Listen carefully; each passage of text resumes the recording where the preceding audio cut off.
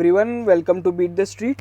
तो आज हम बात करने वाले हैं नज़ारा टेक्नोलॉजीज़ के बारे में। इस वीडियो में हम करेंगे नज़ारा टेक्नोलॉजीज़ का फंडामेंटल एनालिसिस, उसके बिजनेस को समझेंगे, फ्यूचर आउटलुक को जानेंगे, पीयर यहाँ पे कोई है या नहीं है, वैल्यूएशंस कंपनी के क्या बोल रहे हैं, शेयर होल्डिंग पैटर्न में क्या क्या चेंजेस आए, टेक्निकली चार्ट यहाँ पे क्या बता रहा है, क्या ब्रेकआउट या फिर वॉल्यूम गेन है, प्राइस एक्शन कैसा दिख रहा है, आपको क्या करना चाहिए, long term short term target के क्या हो सकते हैं, सारी चीज़ें इस वीडियो के अंदर डिस्कस करेंगे। और यहाँ पे हम आपको ये भी बताएंगे कि इसमें हमारा ओपिनियन क्या है।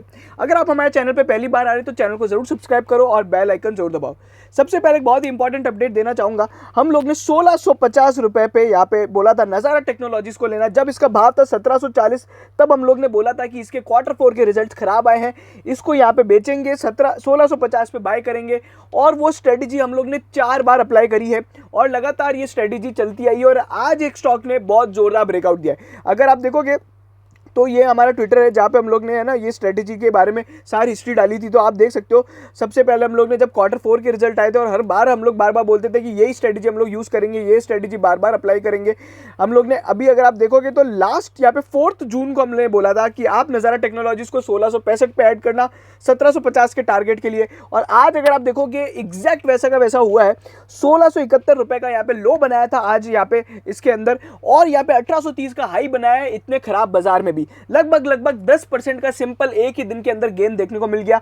और अब यहाँ पे है ना ब्रेकआउट आ चुका है। और मैं आपको बोल रहा हूँ कि आई वोंट बी सरप्राइज कि यहाँ पे नज़ारा टेक्नोलॉजीज का यहाँ पे बाजार मतलब शेयर का प्राइस 2000 रुपीज़ हो जाएगा by the end of this month. अगर यहाँ पे इंडिया में बुल मार्केट ऐसा ही कंटिन्यू रहा तो हम लोग यहाँ पे इसका 2000 रुपये का टारगेट देखेंगे। और ये और कुछ ही नहीं तो वॉल्यूम ब्रेकआउट और प्राइस एक्शन है, जिसके बारे में हम हमारे टेक्निकल एनालिसिस में कंपेयर जानेंगे। सबसे पहले नज़ारा टेक्नोलॉजीज़ की अगर हम बात करते हैं तो इनके कुछ यहाँ पे बिजनेस के पहले बिजनेस को समझेंगे, फिर फिनेंशियल्स को समझेंगे और उसके बाद हम टेक्निकली यहाँ पे आपको बताएंगे इसमें अब आपको क्या ट्रेडिंग स्ट्रेटेजी अपनाए करनी चाहिए, क्या करंट भाव पे बाय करने हैं या फिर यहाँ पे थोड़ा बहुत एक स्टैगर्ड बाइंग कैसे हम लोग करते हैं, क्या स्ट्रेटेजी हम लोग अपनाते हैं, तो सारी चीज़ों पर बात करेंगे। चैनल पर पहली बार आ रहे हैं तो चैनल को ज़रूर सब्सक्राइब कर लें। चलिए, अभी नज़ारा टेक्नोलॉजीज़ एक तो ओवरऑल यहाँ पे कंपनी क्या क्या करती है। देखो, किडोपीडिया एक गेमिफाइड लर्निंग एक्सपीरियंस होता है जहाँ पे मतलब बच्चों को गेम्स के थ्रू लर्निंग दी जाती है। ई स्पोर्ट्स एक इनका सेगमेंट है। एक तो ई स्पोर्ट्स मीडिया है जहाँ पे ई स्पोर्ट्स से रिलेटेड न्यूज़ वगैरह आती है। और यहाँ पे एक ई स्पोर्ट्स का इवेंट है जहाँ पे मतलब अगर आप देखोगे क्रिकेट का वर्ल्ड कप यहाँ पे इलेक्ट्रॉनिकली यहाँ पे किया जाता है। जो ई स्पोर्ट्स गेम होते हैं ना वो सब होता है। एक फ्रीमियम है और उसके बाद इनका एक यहाँ पे फैंटेसी लीग का बिजनेस है जो कंपनी ने यहाँ पे बताया नहीं है।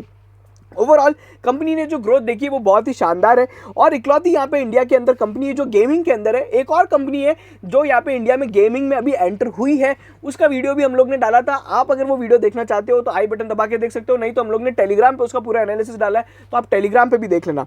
चलिए, अगर आप देखोगे कंपनी यहाँ पे WCC वर्ल्ड क्रिकेट चैंपियनशिप, किडोपीडिया, हालापीडिया, इन सभी के यहाँ पे है ना IP यहाँ पे ओन करती है, इंटेलेक्चुअल प्रॉपर्टी राइट्स। और एक ही इकलौती कंपनी है जिसके पास इंटेलेक्चुअल प्रॉपर्टी राइट्स है।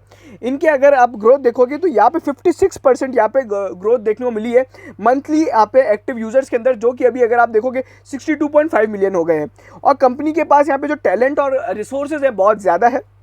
और यहाँ पे अगर आप देखोगे रेवेन्यू के अंदर जो ग्रोथ देखने को मिली है 84% की ग्रोथ देखने को मिली है। इबिटा के अंदर 508% की ग्रोथ, 3.7% से मार्जिन अब 12.7% हो गया है। कंपनी का यहाँ पे लगातार जो IPO के बाद कमेंट्री है वो ये है कि कंपनी अभी ग्रोथ से पहले यहाँ पे प्रॉफिट पे ध्यान दे रही है। और यहाँ पे मैं आपको बता दूं कंपनी ने अपनी ग्रोथ भी अभी लगातार यहाँ पे अच्छी कर रही है। बैलेंस शीट तो स्ट्रॉन्ग है ही। ये जो कंपनी थी ये विकास और यहाँ पे नीतीश ने यहाँ पे चालू करी थी 1999 में।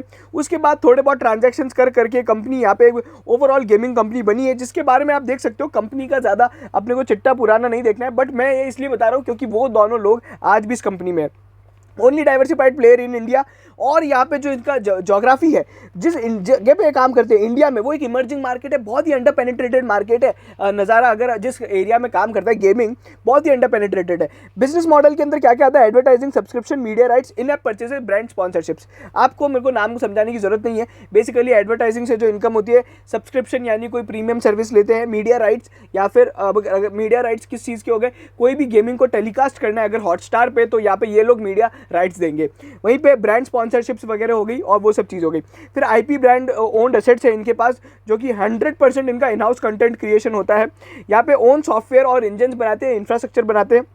और ये लोग जो डिस्ट्रीब्यूशन करते हैं, कुछ डिस्ट्रीब्यूशन ये लोग कैसे करते हैं, तो ये टेलीकॉम कंपनीज के साथ यहाँ पे पार्टनरशिप करके करते हैं। अगर आप देखोगे एयरटेल के साथ कभी कभी आपको है ना एड ऑन गेम्स भी मिलते हैं, तो वो सारी चीज़ें होती है। Debt free company, positive EBITDA, net profit generation, positive cash flow over last 10 years. और कंपनी ने यहाँ पे जो फंडिंग रेज करी है 126 मिलियन यहाँ पे 2 ट्रेंचेज में करी थी। और यहाँ पे अगर आप देखोगे 765 मिलियन की यहाँ पे कंपनी ने करी थी। और कंपनी यहाँ पे हिस्टोरिकली यहाँ पे ईबिटा पॉजिटिव रही है। उसके बाद ये कंपनी का ओवरऑल चिट्टा बिट्टा है, अगर आप देख सकते हो इनके बिजनेस का ये कैसे कैसे काम होता है, क्या क्या बिजनेस है, तो ये एकदम बहुत ही सिंपल वे में बताया, अपन थोड़ा डिटेल में भी जानेंगे।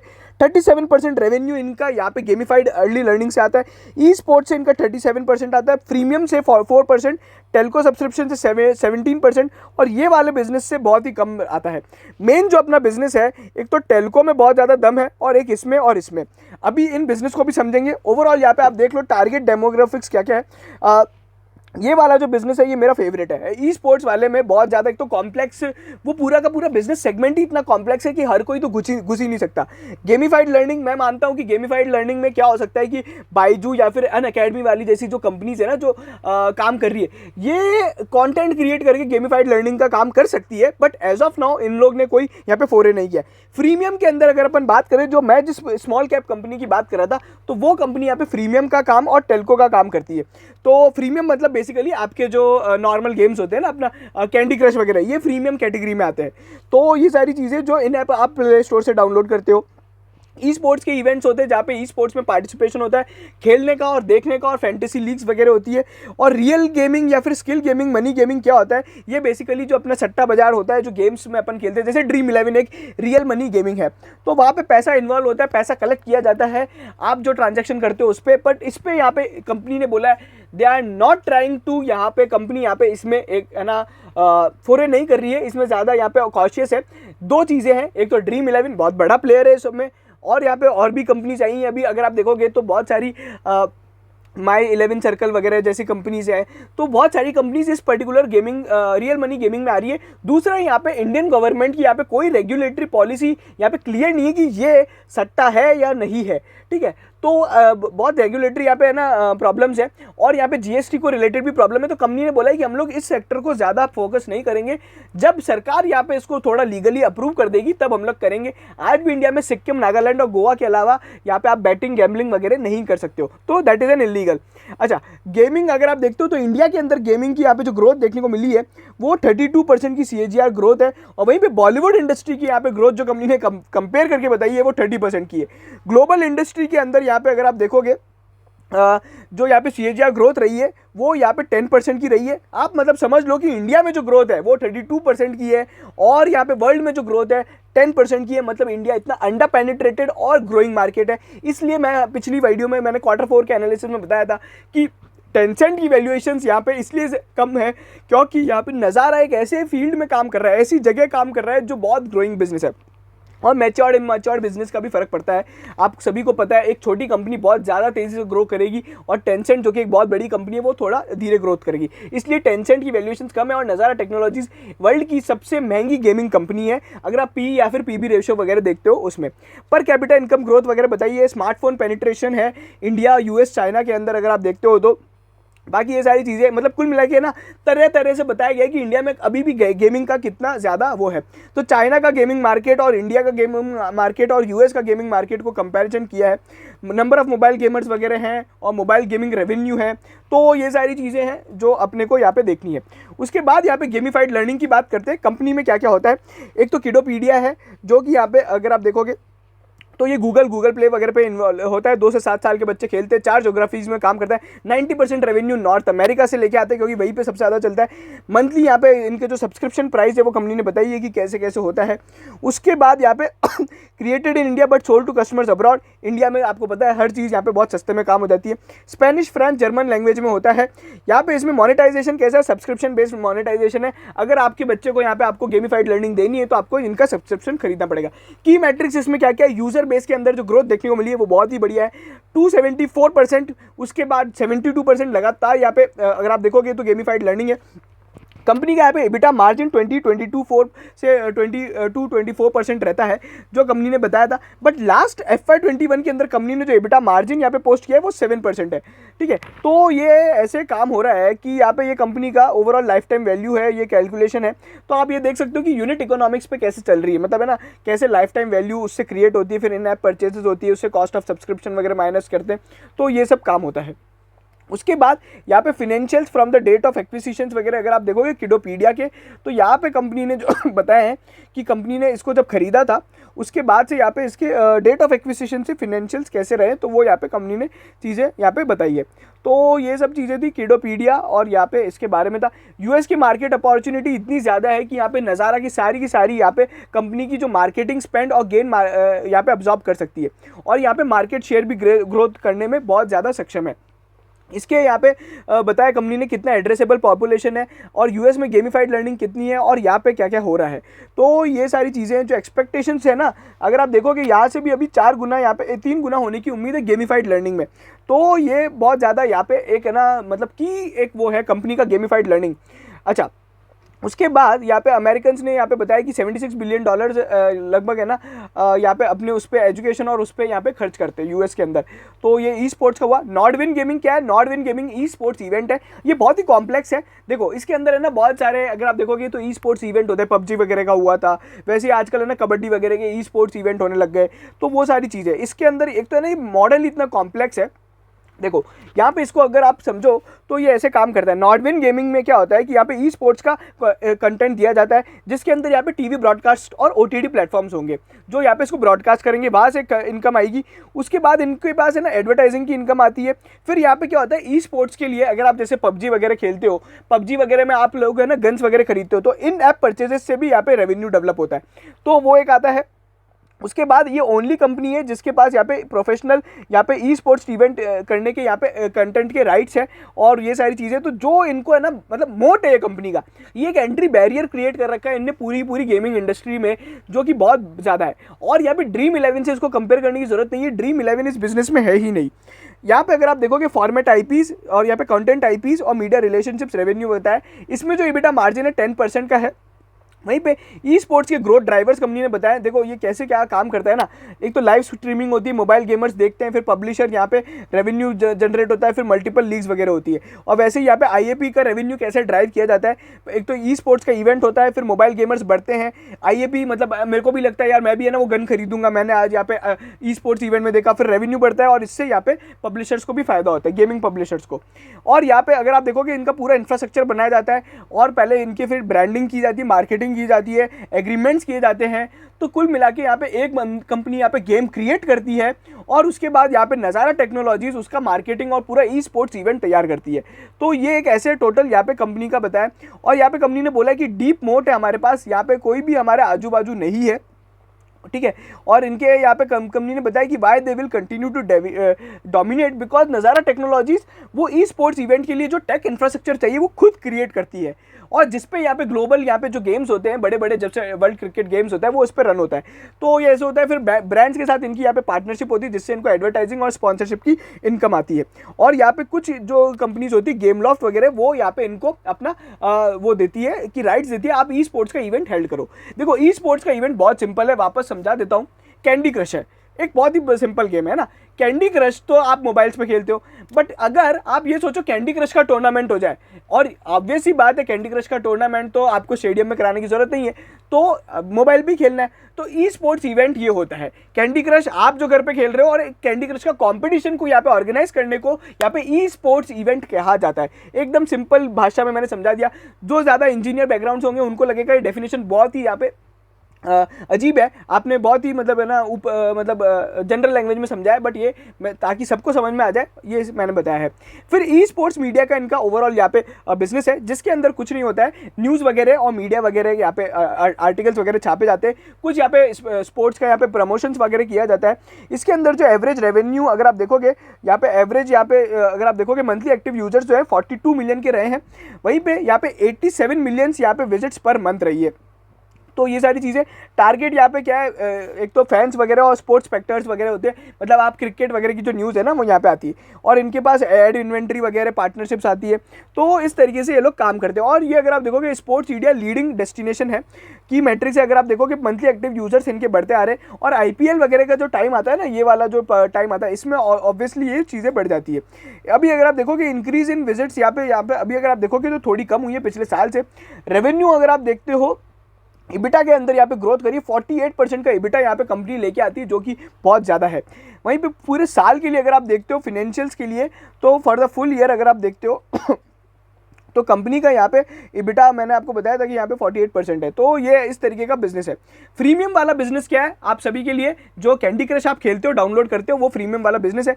इसके अंदर यहाँ पे अवार्ड विनिंग गेम टाइटल्स वगैरह जो कंपनी बनाती है और यहाँ पे बेचती है, तो इस तरह के यहाँ पे गेम्स है। अगर यहाँ पे और भी नज़ारा टेक्नोलॉजीज के गेम आते हैं तो फ्रीमियम का बिजनेस यहाँ पे बढ़ेगा। उसके बाद कंपनी के पास लार्जेस्ट मोबाइल बेस्ड यहाँ पे क्रिकेट गेम सिमुलेशन है, world cricket games champions league जो है, और ये फ्री टू डाउनलोड वगैरह गेम्स होते हैं। इसमें यहाँ पे कमाई क्या होती है, एक तो गेम्स के अंदर जो ऐड आता है, कैंडी क्रश खेलते खेलते कभी ऐड पॉपअप हो जाता है, या फिर कैंडी क्रश में या फिर कहीं पे भी आपको इन ऐप परचेसेस होती है, जिसमें आपको बोलते हैं ये पावर लोगे तो इतने रुपए इतने डॉलर लगेंगे, तो ये सब है। इसके अंदर डेली एक्टिव यूजर्स की यहाँ पे बताया चार्ट कंपनी ने, और यहाँ पे IAP कन्वर्जन्स, यहाँ पे IAP कन्वर्जन्स मतलब है इन ऐप परचेसेस कितने कितने लोग कर रहे हैं। तो यहाँ पे कंपनी ने क्या बोला था, पहले जहाँ 0.80 लोग थे ना, अब वो यहाँ पे 0.13 यहाँ पे उसके ऊपर पार चले गए लोग बाग। तो ये एक बहुत ज़्यादा यहाँ पे है ना कन्वर्जन है, मतलब कितने लोग डाउनलोड करके यहाँ पे कुछ खरीदेंगे, वो कंपनी को फायदा होगा। और बाकी आपको पता है प्ले स्टोर वाले भी थोड़ा बहुत, गूगल भी इनको पे करता है पर डाउनलोड्स पे। इसके अंदर जो मार्जिन है 21% का है। रेवेन्यू इसके अंदर फ्लैट रहे हैं। टोटल एक्टिव यूजर्स वगैरह आप देख सकते हो, यहाँ पे टोटल यहाँ पे 1 लाख इंस्टॉल यहाँ पे हुए हैं। IAP के ड्राइवर्स वगैरह क्या है, हार्डकोर गेमर्स और ये सब चीज़ें जो कंपनी ने बताया कि हार्डकोर और मिड कोर और वो सब चीज़ें, तो ये IAP के ड्राइवर्स है। रेवेन्यू पिरामिड जो हार्डकोर गेमर से सबसे ज़्यादा आएगा, देखो जो सबसे ज़्यादा PUBG खेलता है वही सबसे ज़्यादा पैसा खर्च करेगा ना। आप लोग ने बहुत सारी कहानियाँ सुनी होगी, PUBG खेला उस आदमी ने 16 लाख रुपए लगा दिए अपने मम्मी पापा के, वो सब चीज़ें, तो वो हार्डकोर गेमर्स होते हैं, वो इनका की कस्टमर है ना, वैसे लोग हैं। बाकी इनकी ओवरऑल डोमिनेंस है यहाँ पे 93%। यहाँ पे जो इंडिया में ये जो गेम्स होते हैं वो क्रिकेट बेस्ड होते हैं, मार्केट लीडर हैं ये लोग, और इनकी जो ग्रोथ है वो हाई ऑर्गेनिक है। और अभी इन लोग ने WCC3 यहाँ पे लॉन्च कर दिया, वर्ल्ड क्रिकेट गेम्स जो है उसका यहाँ पे कंपनी ने 3rd वर्जन लॉन्च किया, जिसके अंदर बहुत ज़्यादा उसका जो रिस्पॉन्स रहा है वो काफ़ी अच्छा रहा है। अगर आप देखोगे WCC2 और 3 का यहाँ पे कुछ कंपनी ने यहाँ पे वो दिया है कंपैरिजन, जो कि यहाँ पे कंपनी ने बताया कि यहाँ पे कैसे उनका IAP का रेवेन्यू भी बढ़ गया, कन्वर्जन भी बढ़ गया, डेली एंगेजमेंट भी बढ़ गई है। तो ये इनका ओवरऑल बिजनेस है। फिर आता है स्किल बेस्ड और फैंटेसी गेमिंग के कारण यहाँ पे जो कंपनी ने बोला है 5% रेवेन्यू कंपनी का इससे आता है।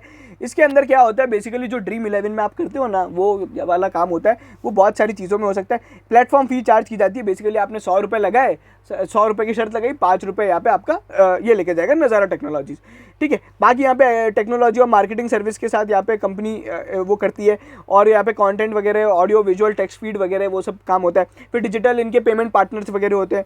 अब यहाँ पे क्या है, कंपनी की यहाँ पे बोल रही कि एक तो लार्ज अपॉर्चुनिटी है, बट यहाँ पे है ना रिस्क है। रिस्क क्या क्या है ये कंपनी ने बताया, मैंने जो टैक्स और यहाँ पे लीगल के बारे में बताया था मैंने आपको, वो है। और ये यहाँ पे वाला जो बिजनेस है ना ड्रीम 11, इस बिजनेस के अंदर है, तो इसमें कंपनी कॉम्पीट नहीं कर रही है, तो यहाँ पे कॉम्पिटिशन रिस्क है ही नहीं। ड्रीम 11 अलग बिजनेस में, ये एक अलग बिजनेस में। फिर ड्राइवर्स क्या क्या है, यहाँ पे बहुत सारे ड्राइवर्स हैं आने वाले टाइम में, बट यहाँ पे कोविड-19 के कारण ये बिजनेस स्लो डाउन होगा। क्यों होगा भैया, आपके पास इनकम नहीं है तो आप यहाँ पे खाना खाओगे या फिर आप अपने ड्रीम 11 में जाके IPL में शर्त लगाओगे? आप चुपचाप शांति से IPL देखोगे ना। मतलब ये पूरा का पूरा बिजनेस है ना इनकम से करता है। Telco subscription one of the most simple gaming है। यहाँ पे छोटे छोटे गेम्स होते हैं जो टेलीकॉम के साथ दिए जाते हैं। इसके अंदर पर सब्सक्रिप्शन यहाँ पे आपको कैरियर फी जो लगती है, मैंने 500 रुपये का रिचार्ज करा है, उसमें मेरे को एक गेम आ गया। 52 telecom companies and in 58 countries के साथ यहाँ पे इनका काम होता है। 1000+ यहाँ पे गेम्स इन लोग ने यहाँ पे अभी तक लॉन्च किए हैं। इससे जो इनका रेवेन्यू आता है उसमें भी काफ़ी अच्छी बात है। एक यहाँ पे 18% रेवेन्यू, और ये वाला जो बिजनेस मॉडल है ये बहुत असेट लाइट बिजनेस मॉडल है। इसके अंदर कुछ करना नहीं है, एक गेम मैंने क्रिएट कर दिया, मैं एयरटेल को बेचूं, फिर मैं वोडाफोन को बेचूं, फिर मैं भारत या फिर है ना टाटा इंडिकॉम को बेचूं, या फिर BSNL को बेचूं, ठीक है, या फिर AT&T बाहर की कंपनीज को बेचूं। तो ये कॉस्ट एफिशिएंट बिजनेस मॉडल है।